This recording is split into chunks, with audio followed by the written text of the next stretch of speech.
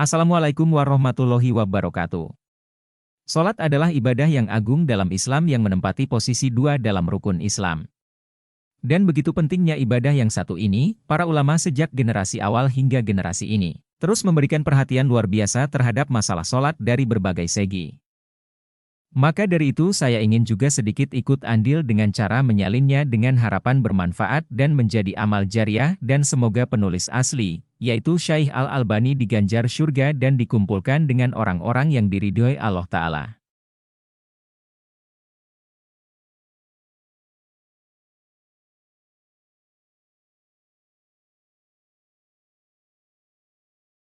Satu, menghadap kiblat.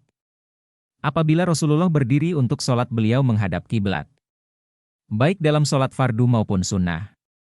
Dan beliau juga memerintahkan hal itu saat bersabda kepada orang yang tidak benar sholatnya. Apabila kamu hendak mengerjakan sholat, maka lakukanlah wudhu dengan sempurna, kemudian menghadaplah ke kiblat, lalu bertakbirlah. Diriwayatkan oleh Al-Bukhari dan Muslim serta As-Sarraj. Dan saat beliau dalam safar, beliau sholat sunnah dan sholat witir di atas kendaraan beliau dengan menghadap ke arah mana saja kendaraan itu membawa beliau berlalu, ke timur maupun ke barat. Diriwayatkan Al-Bukhari dan Muslim serta As-Sarraj.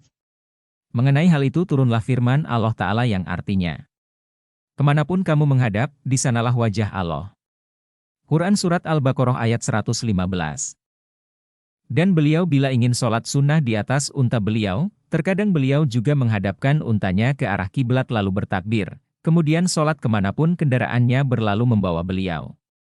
Diriwayatkan Abu Dawud dan Ibnu Hibban. Beliau rukuk dan sujud di atas kendaraan beliau dengan cara menganggukkan kepala beliau, dengan menjadikan gerakan sujud lebih rendah daripada gerakan rukuk. Diriwayatkan oleh Ahmad dan At-Tirmidzi, dan dia menilainya syahih. Jika beliau ingin sholat fardu, beliau biasanya turun lalu menghadap kiblat. Diriwayatkan Al-Bukhari dan Ahmad. Sedangkan ketika sholat dalam kondisi takut yang sangat genting, beliau mensyariatkan bagi umat beliau sholat sambil berjalan dan berdiri dengan kaki mereka atau berkendaraan, baik menghadap kiblat maupun tidak. Diriwayatkan Al-Bukhari dan Muslim.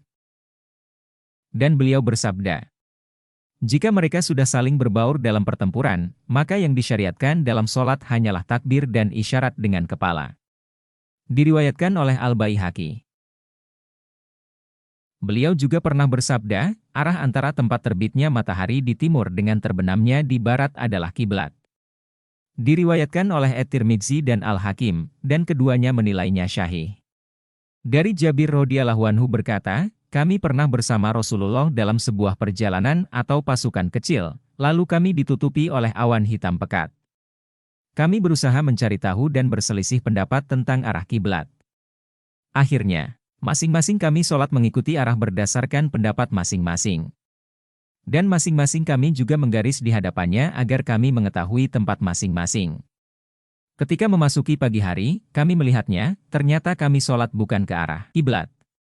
Lantas kami melaporkan hal itu kepada Nabi Shallallahu Alaihi Wasallam dan beliau tidak memerintahkan kami agar mengulanginya. Dan beliau hanya bersabda, sholat kalian sudah sah. Diriwayatkan Ad-Daruqutni, Al-Hakim dan Al-Baihaqi. Di awal-awal Islam beliau pernah sholat menghadap Baitul Maqdis, sementara Ka'bah di depan beliau, sebelum diturunkannya ayat ini. Kami melihat wajahmu, Muhammad, sering menengadah ke langit, maka akan kami palingkan engkau ke kiblat yang engkau senangi. Maka hadapkanlah wajahmu ke arah Masjidil Haram. Surat Al-Baqarah ayat 144. Tatkala turun ayat ini, beliau pun menghadap ke arah Ka'bah.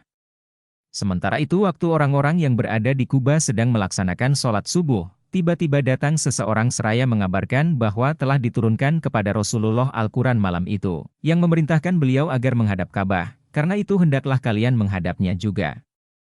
Ketika itu, mereka masih menghadap ke arah Syam, lalu mereka pun memutar, lantas imam mereka memutar hingga menghadap ke arah Ka'bah bersama mereka. Diriwayatkan oleh Al-Bukhari, Muslim, Ahmad, As-Sarraj, At-Tabarani dan Ibnu Sa'id. Sekian penjelasan dan dalil tentang menghadap kiblat.